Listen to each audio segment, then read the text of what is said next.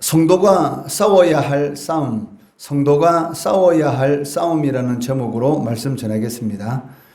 모세는 오늘 본문 말씀에서 지난날에 하나님께서 이스라엘 백성들을 애굽에서 구원해 내실 때 행하셨던 여러 가지 이적과 기사들, 그리고 하나님의 능력에 대해서 언급하고 있습니다. 그 이유는 가나안 정복 전쟁을 앞둔 이스라엘 백성들에게 있어서 그 전쟁이라는 그 자체가 두려움으로 다가올 수가 있기 때문에 담대하도록 격려하는 그러한 이유가 있고, 또 가나안 땅에 들어갔을 때에 가나안 우상들을 다 파괴하고 우상에 입혀져 있는 금이나 은을 취하지 말도록 명령하기 위해서입니다. 금이나 은을 취함으로 인해서 이스라엘 백성들이 우상 숭배의 올무에 걸릴 수 있기 때문에 그러한 것들을 경고하기 위해서 오늘 본문 말씀이 기록되어 있습니다. 특별히 21절 하반절 말씀해 보시면 크고 두려운 하나님이 너희 중에 계신다. 즉 가나안 족속들보다 더 크고 더 위대하고 더 두려운 하나님이 바로 너희와 함께 계시기 때문에 가나안 족속들을 두려워할 필요 없다라는 그런 모세의 이 격려의 말입니다. 이 말은 가나안 정복을 앞둔 이스라엘 백성들뿐만 아니라 오늘날 우리 성도들에게도 동일한 격려로 다가오는 것을 볼 수가 있습니다. 이런 오늘 본문 말씀을 통해서 가나안 정복을 위해서 성도가 싸워야 할 싸움이 무엇인지, 오늘날 그 성도들이 마귀와의 영적 전쟁에서 승리하기 위한 그러한 이 싸움이 무엇인지를 살펴보고자 합니다. 첫째는 그 두려움을 이기는 자가 하나님의 능력을 체험하게 된다는 것입니다. 17절 말씀해 보시면 내가 혹시 심중에 이르기를 이 민족들이 나보다 많으니 내가 어찌 그를 쫓아낼 수 있으리요 하리라마는 이라고 이스라엘 백성들이 이 말을 하고 있습니다. 17절의 이 말씀은 그 가나안 정복 전쟁을 그 목전에 둔 이스라엘 백성들의 고민을 잘 보여주고 있습니다. 이 민족들이 나보다 많으니 내가 어찌 그들을 쫓아낼 수 있을까? 당시 고대 세계에서 전쟁 무기는 별로 발달하지 못했기 때문에 군인의 숫자, 얼마나 많은 군인의 숫자를 보유하고 있느냐에 따라서 그 전쟁의 성패가 결정이 났습니다. 그렇기 때문에 가나안 족속들보다 군인의 숫자가 적은 이스라엘 백성들로서는 먼저 이 점을 염려하고 두려워하지 않을 수 없었던 것입니다. 그런데 우리가 알아야 할 것이 무엇입니까? 원래 이 두려움이라는 것은 생각하면 생각할수록 더 커진다는 것이죠. 이 두려워하기 시작하면 끝도 없이 이 두려움이 새끼를 치고 그 두려움이 끊임없이 확장되는 것을 우리는 볼 수가 있습니다. 그 두려워하는 자의 공통적인 그 특징이 무엇이겠습니까? 자꾸 두려워해야 할 그 이유만을 계속적으로 찾고 있다는 것입니다. 그렇기 때문에 이스라엘 백성들이 군인의 숫자가 적은 것 때문에 두려워하게 된다면 그 두려움으로 인해서 또 다른 두려워할 이유를 끊임없이 찾게 되는 것이고, 그로 인해서 결국 가나안 정복은 불가능하게 되는 것입니다. 그렇기 때문에 하나님께서 두려워하지 말라라고 이스라엘 백성들을 위로하고 계시다는 것입니다. 과거를 돌이켜 보더라도 약 38년 전에 가데스 바네아에서 이스라엘 백성들은 그 두려움 때문에 이 가나안 땅을 눈앞에 두고 그 땅을 정복하지 못하고 결국은 이 38년이라는 그 시간을 이 광야에서 다시 방황할 수 없는 그러한 고통을 당했습니다. 그 이유가 무엇입니까? 이스라엘 백성들이 가나안 족속과 전쟁하였고 그로 인해서 그 전쟁에서 졌기 때문에 두려워한 것이 아니라 그 이스라엘 백성들에게 눈에 보이는 이 겉모습으로 인해서 그 가나안 족속들이 용사와 같고 자신들보다 더 장대하고 그리고 자신들보다 더 숫자가 많은 것 같은 그런 두려움 때문에 이 가나안 땅을 들어가지 못했고, 그러한 두려움이 끊임없이 또 다른 그 두려워하는 이유를 찾았던 것이죠. 그로 인해서 결국 이스라엘 백성들 입에서 나오는 그 말이 무엇이었습니까? 애굽으로 돌아가자. 하나님께서 매장지가 없어서 애굽 땅에 우리를 매장할 매장지가 없어서 이 광야로 우리를 불러내어서 우리를 죽도록 하느냐라고 하나님께 원망하고 불평하고 애굽으로 돌아가자라는 이런 하나님을 대적하는 그러한 죄를 저질렀던 것이죠. 이러한 그 38년 전의 두려움이 이 가나안 정복을 눈앞에 두고 있는 출애굽 2세대들에게도 똑같이 적용될 수가 있기 때문에 가나안 족속들보다 더 크고 더 두려운 하나님이 너희와 함께 계신다라고 위로하면서 그 가나안 정복을 할 수 있도록 격려하는 그런 모습을 볼 수가 있다는 것입니다. 이처럼 이 두려움이라는 것은 그 사람들을 움츠러들게 하고 그 용기를 꺾어버립니다.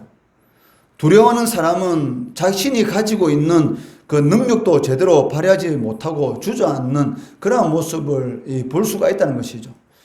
이 사람이 이 호랑이나 사자 앞에 서게 되면 다리가 떨어지지 않는다라고 라는 말을 하지 않습니까? 또 고양이 앞에 생기 어떻습니까? 도망갈 길이 얼마든지 널려 있는데도 불구하고 이 몸이 움직이지 않는 그런 것을 이렇게 볼 수가 있습니다. 그 이유가 무엇이냐면 이 두려움이 모든 그 마음을 잡고 있기 때문인 것이죠. 그렇기 때문에 몸도 마음대로 움직이지도 못하고 분명히 할 수가 있는데도 불구하고 하지 못하는 그러한 일들이 일어나게 된다는 것입니다. 또한 두려워하는 사람에게는 이 문제만 크게 보이게 되고 마침내 도저히 해결할 수 없는 것처럼 해결할 수 있는데도 불구하고 해결할 수 없는 것처럼 생각하기 때문에 결국 포기하고 만다는 것입니다. 스스로 목숨을 끊는 사람들의 이 공통적인 특징이 무엇입니까? 사실 살아가다 보면 어느 순간인가 그 문제들이 다 해결되어 있습니다. 지나오고 나서 돌이켜보면 별것 아닌 문제인데도 불구하고 그 순간에는 그 문제가 너무나 크게 다가와서 이 스스로 목숨을 끊는 그런 안타까운 일들이 우리 주변에서 일어나고 있는 것을 이렇게 보게 돼요. 사실 시간이 지나고 나면 그 문제가 아무것도 아닙니다. 그런데 그 당시 문제만 보다 보니까 그 문제가 너무나 크게 다가오게 되고 자신을 압박하게 되고 결국은 스스로 이 목숨을 끊는 그런 극단적인 선택을 하는 것도 볼 수가 있습니다. 그렇기 때문에 성도는 이 두려움이라는 것은 사탄이 성도를 압박하는 교묘한 그런 수단이라는 그런 사실을 깨닫고 이런 두려움을 가감히 떨쳐버리고 정면으로 부딪혀 나가야 한다는 것입니다.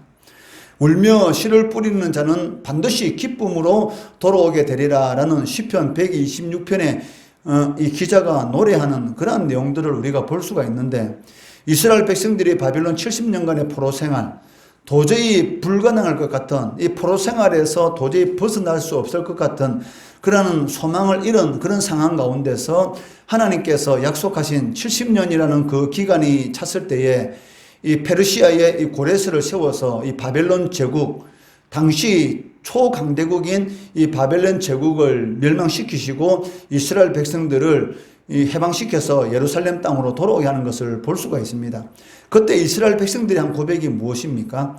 꿈꾸는 것 같았도다.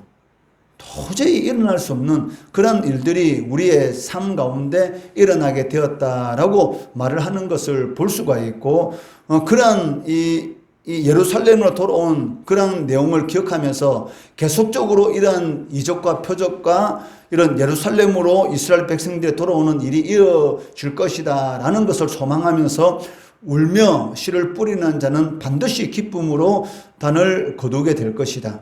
여기서 울며 씨를 뿌린다는 말이 무슨 말입니까? 비가 올 소망이 전혀 없는 그런 상황 가운데서 씨를 뿌릴 때가 다가온 것이죠.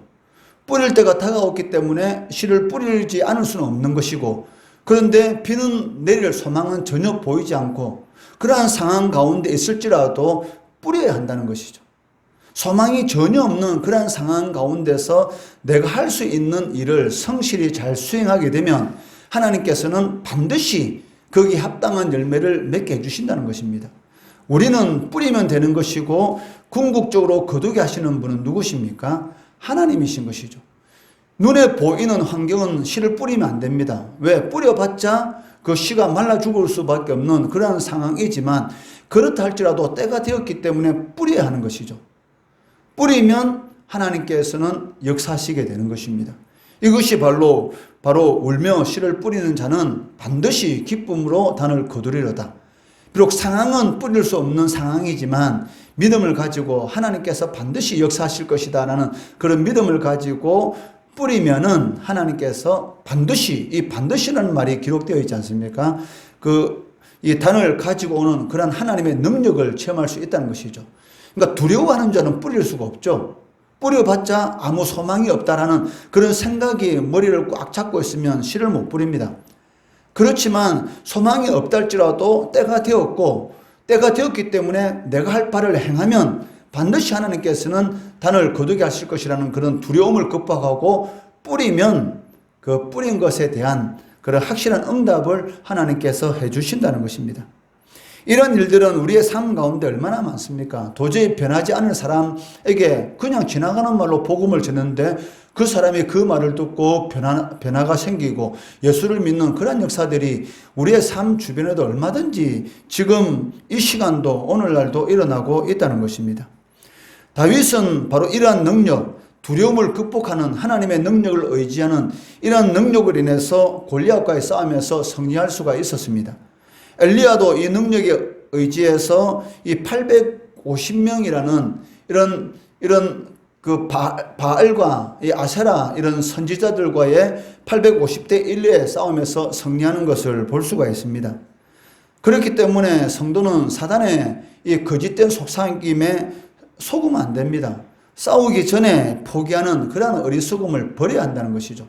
아무리 눈앞에 이 광야와 같은 그런 황폐한 것이 기다리고 있다 할지라도 하나님께서는 물길을 내신다라는 그런 믿음을 가지고 낙심하지 말고 실망하지 말고 기도하면서 꿋꿋이 내가 걸어가야 될 길을 걸어가게 되면 반드시 어느 순간에 하나님께서 물길을 열어놓으시고 기다리는 것을 볼 수가 있는 것이죠. 야고보서 4장 7절에 무엇이라고 기록되어 있습니까? 마귀를 대적하라. 그리하면 너희를 피하리라. 대적하면 피합니다. 그렇지만 피하면은 마귀가 우리를 잡아먹는 것입니다. 두 번째는 하나님의 때를 기다릴 줄 알아야 한다는 것입니다. 22절 말씀해 보시면 내 하나님 여호와께서 이 민족들을 내 앞에서 조금씩 쫓아내시리니 너는 그들을 급히 멸하지 말라. 덜짐승이 번성하여 너를 해할까 하노라 라고 말씀하고 계십니다. 22절의 이 말씀은 그 하나님께서는 계획을 가지시고 때를 따라 일을 진행하신다라는 것을 우리들에게 가르쳐 주고 계십니다. 그리고 이것은 그 성도들도 매사에 그 하나님의 때를 기다릴 줄 알아야 한다라는 것을 우리들에게 교훈하고 있다는 것입니다. 오늘날 대부분의 사람들은 너무나 급합니다.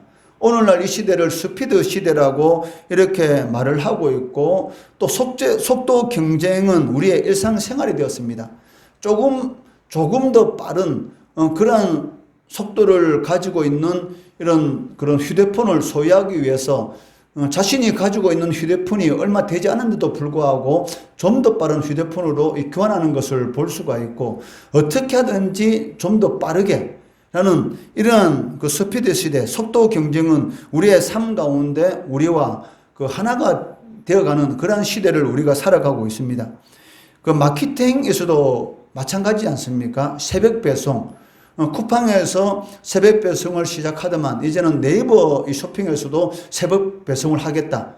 그러니까 어떻게 하든지 좋은 물건을 신선한 상태로 빨리 이 소비자에게 전해주는 그런 속도 경쟁이 날이 가면 갈수록 이렇게 붙는 것을 볼 수가 있고 또 이런 빨리 이 물건을 전해주는 그러한 이런 마케팅 업체를 또 이용하는 것을 우리가 알 수가 있습니다.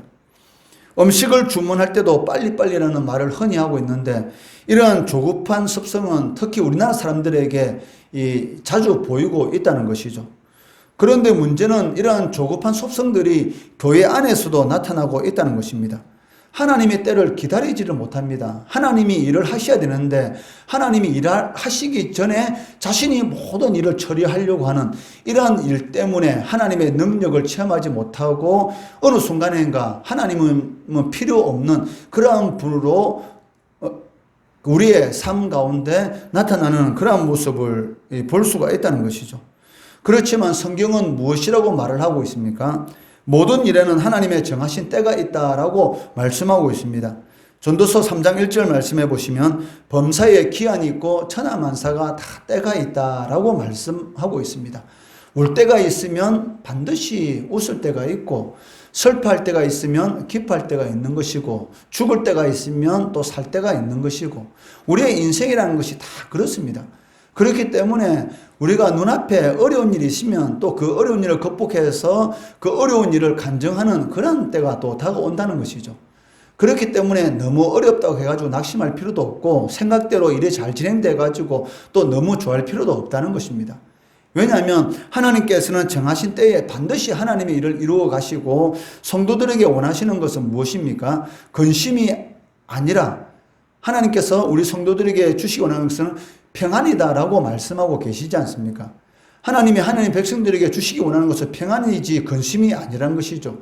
그렇기 때문에 우리가 진정으로 이런 하나님의 계획을 알고 있다고 한다면 어떤 어려운 일이 있다 할지라도 낙심할 필요가 없다는 것이죠. 그 순간 참고 우리가 할 일을 해나가면 반드시 하나님께서는 그 어려운 일을 통해서 하나님의 살아계시는 능력을 우리들에게 보여주시고 그런 모든 것들이 우리의 삶 가운데 이런 간증이 우리들에게 이렇게 일어나게 된다는 것입니다. 하나님께서는 완벽한 계획을 가지고 온 우주 만물을 운행하고 계십니다.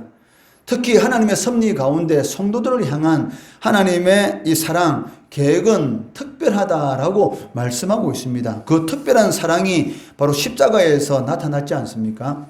그렇기 때문에 성도는 자신의 삶을 계획하고 여러 가지 일들을 추진할 때에 하나님의 정하신 때를 기다릴 줄 알아야 됩니다. 조금만 어려움만 있으면 급해가지고 어떻게 할 바를 몰라서 사람 찾아다니고 그러기 전에 먼저 하나님 앞에 무릎을 꿇어야 한다는 것이죠. 히스기야가 이 아수르가 쳐들어왔을 때에 자신의 힘으로 뭐 할 수 있는 게 있었습니까? 예루살렘 성이 포위되었을 때 할 수 있는 것 단 한 가지입니다. 하나님의 성전에 올라가서 무릎 꿇고 기도할 때에 하나님께서 하나님의 천사를 보내서 그 한순간에 그 아수르 군대를 멸하시는 것을 우리가 볼 수가 있지 않았습니까? 히스기야가 할 수 있는 것은 단 한 가지였습니다. 예루살렘 성 밖에 있는 물길을 예루살렘 안으로 터널을 만들어서 물길을 여는 것. 그 외에는 할 수 있는 것이 없었던 것이죠. 히스기야 왕은 자기 할 수 있는 것을 하고 그 다음에 하나님 앞에 기도하면서 모든 것을 맡기는 것이죠. 그때에 하나님께서 하나님의 때에 그 모든 것을 다 이렇게 멸하시는 것을 이렇게 보게 됩니다. 이스라엘 백성들 입장에서 보면 가나안 족속들을 빨리 쳐부수고 젖과 꿀이 흐르는 그 가나안 땅에서 안락한 삶을 누리고 싶은 마음이 얼마나 간절했겠습니까? 하나님도 이런 이스라엘 백성들을 마음을 아시기 때문에 빨리 그렇게 해주고 싶으셨을 것입니다. 그렇지만 하나님께서는 그렇게 하지 않으십니다. 22절 말씀에서 살펴본 대로 하나님은 가나안 족속들을 급히 멸하시지 않고 조금씩 쫓아내시겠다라고 말씀하고 계십니다. 그 22절 하반절에 보시면 너는 그들을 급히 멸하지 말라 덜짐승이 번성하여 너를 해할까 하노라. 이스라엘 백성들이 원하는 것은 속히 멸하는 것이지만 하나님께서는 조금씩 멸하십니다. 왜? 하나님이 더 잘 아시기 때문입니다. 이스라엘 백성들에게 어떻게 해주는 것이 이들이 진정으로 행복한 삶을 살아갈 수 있겠는가? 그것을 너무나 잘 알고 아시기 때문에 천천히 가나안 족속들을 멸하시는 그런 일들을 진행하는 것을 보게 되는 것이죠. 우리의 삶 가운데 우리의 생각대로 일이 진행되지 않는 것, 하나님께서 그것이 우리들에게 필요하기 때문에 그렇게 해주시는 것이죠. 우리는 우리 생각대로 일이 잘 되면 그것이 평안하다 생각하는데 그것은 우리 생각이고 하나님의 생각은 우리의 삶 가운데 고난이 있는 것이 어떨 때는 가장 그것이 좋은 것이기 때문에 그러한 일들을 우리의 삶 가운데 허락해 주신다는 것입니다. 그렇기 때문에 고난이 일어났다고 너무 낙심할 필요도 없고 또 생각대로 일을 진행된다고 방방 뛰면서 너무 좋아할 필요도 없다는 것이죠. 우리가 어떤 일을 하면서 그것이 속히 이루어지지 않는다고 불평하지 말아야 합니다. 왜냐하면 그러한 일들은 우리를 위한 하나님의 배려일 수가 있기 때문입니다. 하나님은 우리가 가진 계획보다 더 근사하고 아름다운 계획을 가지고 우리 인생을 이끌어 가신다라는 것을 우리가 믿어야 하는 것이죠. 그렇기 때문에 우리가 원하는 것이 당장 이루어지지 않는데도 낙심할 필요가 없고 하나님께서 이루실 그때를 소망하면서 기다리는 인내와 믿음이 필요하다는 것입니다. 오늘 말씀을 통해서 우리가 두 가지 살펴봤는데, 두려움은 사단이 하는 역사입니다. 하나님께서 우리에게 주시는 것은 평안이다라고 말씀하셨습니다. 그러니까 두려워하면 일 못합니다. 두려움을 대적하면 마귀는 도망가게 되는 것이고 하나님의 능력을 우리의 삶 가운데 체험할 수가 있다는 것이죠. 두려워하기 때문에 또 급합니다. 하나님의 말씀을 믿는다면 하나님의 때를 기다릴 수가 있는 것이고, 하나님의 때를 기다리면 가장 좋은 것으로 우리의 삶 가운데 하나님께서 역사하시는 것이죠. 이 두 가지 오늘 본문 말씀에서 우리들에게 교훈하시는 이 말씀 붙드시고 하루하루의 삶 가운데서 하나님의 능력을 체험하시는 성도 되시기를 주의 이름으로 축원합니다.